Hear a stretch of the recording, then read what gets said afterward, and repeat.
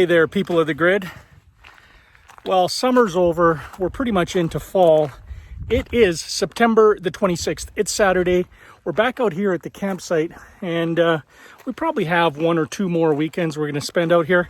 By the way, this weekend will be 85 days that we spent camping in our trailer, enjoying things like the lake down below, the campfire that we got set up, and just being with the people we care about most, our family, a couple of our friends. It's been a really good summer. A lot's happened since we've last chatted. Just gotten busy, that's all. Everybody's healthy, everybody's doing good. Hopefully you guys are too. We've had some significant milestones in our family. Amelia got her learner's license, and so did Samantha. So Amelia and Samantha are both perfecting their driving abilities. We've been taking them out. And you know what's really interesting is the first car that Amelia and Samantha drove with their new learner's license were Teslas. That blows my mind. It really does. I mean, they're just learning. They're good. They're really good. And they're listening to everything we say, and they're getting better every time they go for a bit of a drive. In fact, today, since we don't have a whole lot to do other than relax this weekend, we're watering the trees, getting them ready for their winter time, I guess. Just making sure they've got everything they need. I mowed the lawn for what I'm hoping out here will be the last time this year. We're going to run down to the lake, see what it looks like down there, and then we're going to hop in the truck, which Samantha hasn't driven yet. This weekend, it's only Samantha with us. Ethan is at home. Amelia is at home. She had volleyball. Ethan's working. And Melissa stayed over at our friend's place with her friend Heidi. So it's just Samantha, Tammy, and I out here at the lake. And it's a beautiful day today. So we're going to make the most of it. So, new driver. Yeah. You can sit in the front, Tam. I'll sit in the back. Okay. How you feeling about driving? Good. Good? How'd you like driving the Tesla for the first time in your life ever? It's quick. It's quick? Yeah. We put the car into chill mode. She's actually driven Mom's car and mine, right? Yep. So you've driven both the Teslas. It has a mode called chill mode where it takes out that acceleration. You can still get it going as fast as you want. It just takes longer. So you don't have that 0 to 60 speed that you do in, what's the mode that I drive in? Sport mode. Yeah. So it's a good mode to learn in, chill mode. Yeah, I didn't even know, so.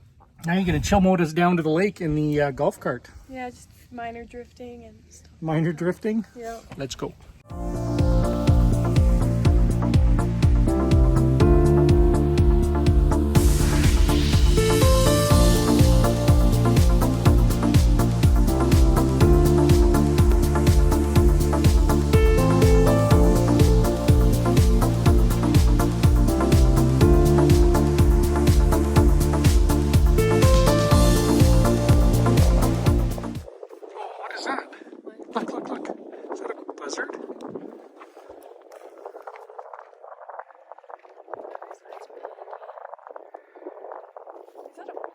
I think so.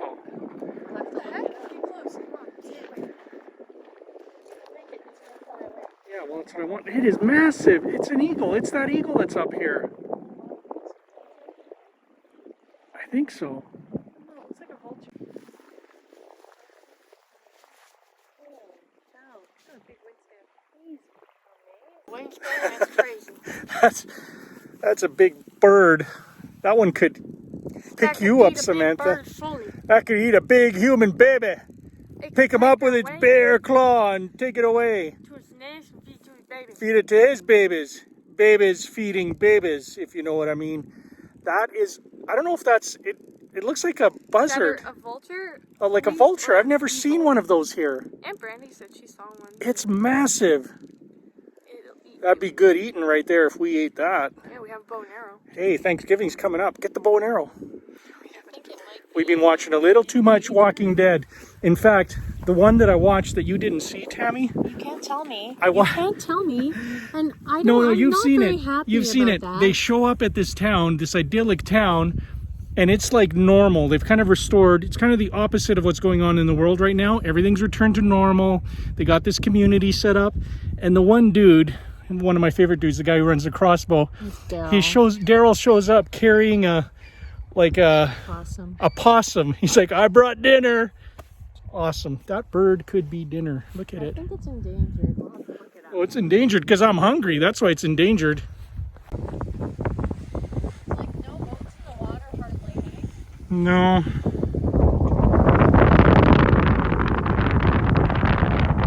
It's not exactly the beach you're used to in Hawaii or Mexico or anywhere tropical or nice.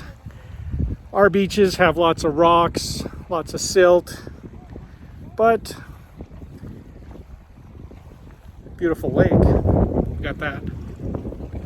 And we have cool things like dead pike. Check this out. Is that Some sensitive content. some sensitive content? Vegan Yeah. or animal lovers out there, this is pretty. If you're vegan, what if you show them a dead like carrot? I know. Yeah. Mm. Look at how long its body is. Now you're gonna make him talk. I don't want to touch it. It's a foot. I mean, dead fish.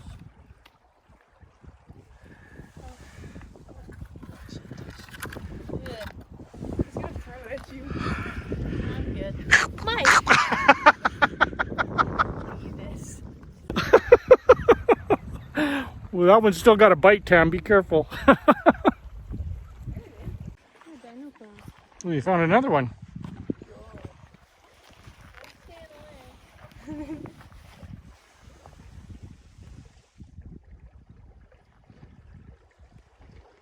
So depending on where you're from, you may have seen those fish before. We call them pike. And I remember they're like linked to prehistoric fish, seriously. Some people call them jackfish. When I was a kid, my dad used to drive to the province of Saskatchewan, which is, what is that, Tam, about 12-hour drive from here? 10, 12 hours drive. It's the next province over, and he'd go on to farmers' land who'd let him come in. They had access to lakes. He'd go fishing for whatever, but he'd catch a lot of pike. Now, those things come in various sizes. They get up to 5, 6 feet long, even longer, I believe.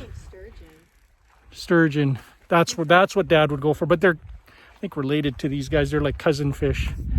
They hang out Thanksgiving and Easter's. Water connecting They to were lakes sturgeon. and rivers. Completely different story. We'd go fishing. Dad would catch these sturgeon, which are prehistoric fish. They get even longer than 5, 6 feet. He would throw them in the back of his ratty old Chrysler car in the trunk. And they would kind of go docile, like they wouldn't move because they're out of the water. They'd sort of flip, and that's all they did. He'd put it in the trunk. We would drive the 12 hours back home, and he would take out our little kiddie pool, fill it with water, throw these pike out of the trunk into the kiddie pool, and they would sturgeon, and they would come back to life. Like they would just start swimming around. It was insane. Like these things have staying power. It's no wonder they've survived since probably the age of the dinosaurs. If you'd like some more information on the sturgeon, please click on the interwebs. Head over to Animal Crossing, catch one up in the riverbed. Oh, I've caught a sturgeon in Animal Crossing. And Also then, very dangerous. Donate it to museum. Don't be one of those people that don't There donate. you go. Good job, Sam.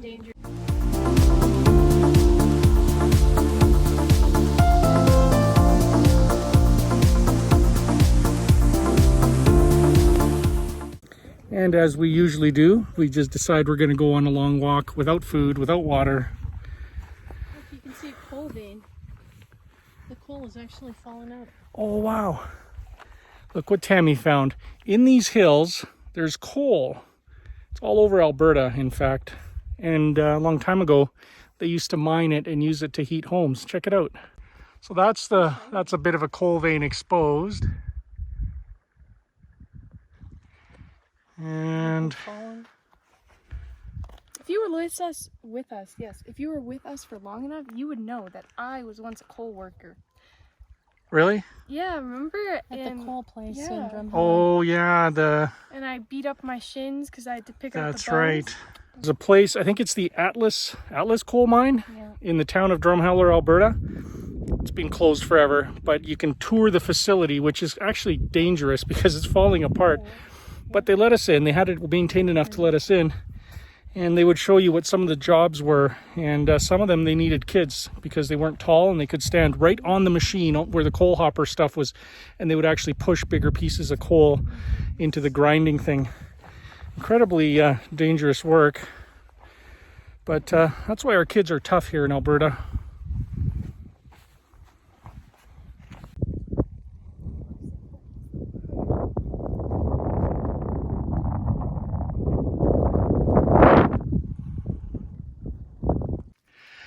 This is actually kind of high up. Yeah, it's kind of high. We climbed up the hill, Sammy. Look at this little cave up here. You can see that coal, the black. We're selling this for about 25 cents a piece. Please head over to our website. Remember that story they told us at the Atlas coal mine where they were providing coal all over Alberta, and there was some kind of competitive coal that was coming out, and they were undercutting their price. And so the Atlas coal mine, or was it them? They marketed two versions of coal. One was their regular coal, and the other was called red coal. And it was called red coal because they actually painted it red. With like lead. Yeah. With lead paint. So it made people sick. And some people actually said, I don't want the regular coal, I want that red coal. I swear it burns hotter. What they would do is they would take the truck full of black coal, they'd run it around behind the factory, paint it with red lead paint, send it back to the customer. I remember that. Yeah. Remember that story? Marketing. They had the open lead cans and they showed us. Marketing. Don't slide down the hill. Just realized that's kind of a bad place to be because that whole top shelf inside, there's a bit of a crack. That whole face can come down at any time. So we got out of there.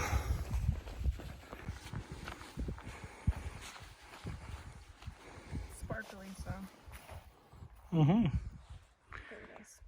And this right here, we'll turn the camera around. It's a little muskrat hole. Yes. See, that's where he comes in. And he's brought the water. He's probably dug out a little area under here somewhere. It's been used recently because It has been. the dirt has been tracked up. I find these nature walks are a lot more fun when you have a motorbike or an ATV. They're faster too.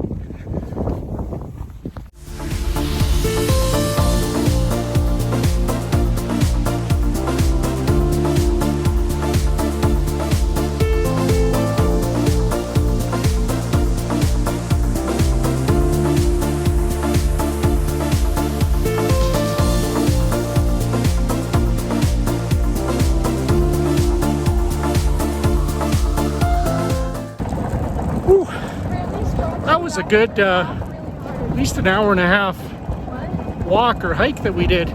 We're heading back up topside. I think what we're going to do is make a tea, and then I'll grab the keys to the truck, and we'll get Sammy driving. We're going to do a drive into the town of Vulcan and back. It's about a half hour there-ish, half hour back. Some good highway training for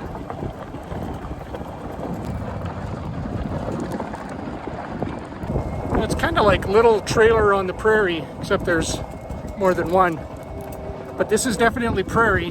There's a lot of agriculture around here, except for this little oasis that's the campsite and then the lake below.